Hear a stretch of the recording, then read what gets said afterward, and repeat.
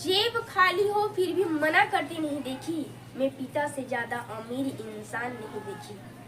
आज मैं आप सभी को एक ऐसी कहानी सुनाने वाली हूँ जिसे सुनकर आप सभी को बहुत अच्छा लगेगा। ये कहानी है बाप बेटे की। बाप अपने बेटे से कहता है कि तुम अपने पढ़ाई पे फोकस करो, अपने पढ़ाई पे ध्यान दो। उनका बेटा इंजीनियरिंग की तैयारी कर रहा था, लेकिन उनका बेटा को पढ़ाई करने में बिल्कुल भी मन नहीं लगता था।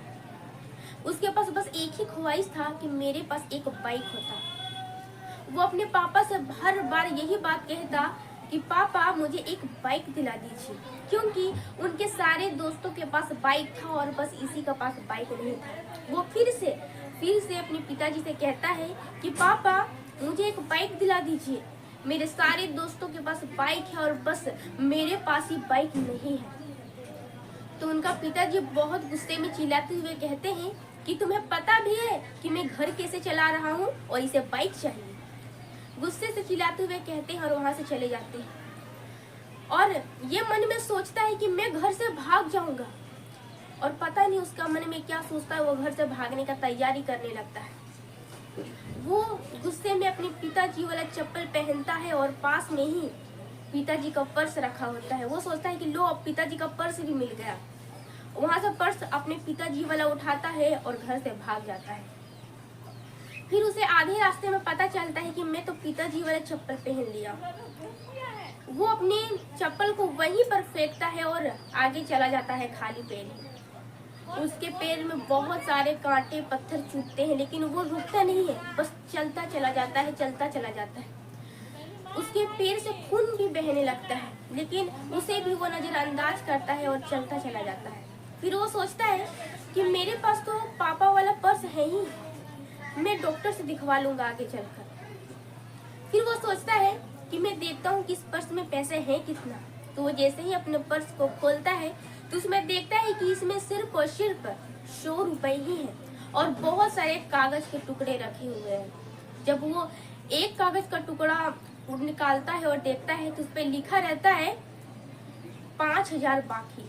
जो उसी की जिद पे उनके पापा 5000 उधार लेकर उनके लिए लैपटॉप खरीदे थे, उसी का जिद पूरा किए थे। वही लैपटॉप का 5000 बाकी था, उधार था। और बहुत सारे उसमें उधार बाकी थे, राशन, बिजली बिल, बहुत सारे उधार बाकी थे।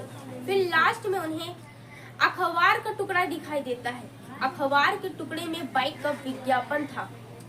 उस विज्ञापन में था कि पुराने स्कूटर बेचकर नए बाइक ले जाइए। वो उसके वहीं पे आंख से आंसू आने लगते, वो फुट फुट कर रोने लगता है कि ये मैं क्या कर रहा था। और वो वहीं से दौड़ता हुआ अपने घर की ओर चल देता है। उसके पैर में बहुत सारे खून बह रहे थे। उसे नजरअंदाज करता है और अपने घर की ओर भागता चला जाता है। वो घर जाता है, उसके घर में कोई नहीं होता। उनकी मम्मी भी बाजार चली गई होती है और उनके पापा।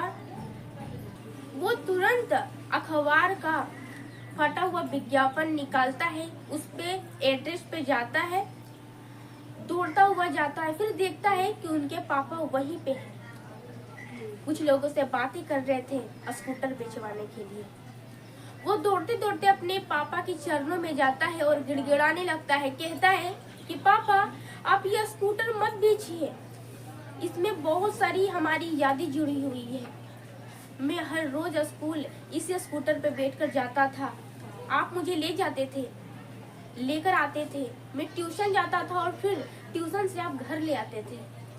इससे बहुत सारी यादें जुड़ी हुई है पापा, इसे मत बेचिए। मैं बहुत मन लगाकर पढ़ाई करूंगा, एक बहुत अच्छा इंजीनियर बनूंगा पापा, और कोई भी जिद नहीं करूंगा। मुझे कुछ नहीं चाहिए, बस इस स्कूटर को मत बेचिए। वो गिड़गिड़ाने लगता है।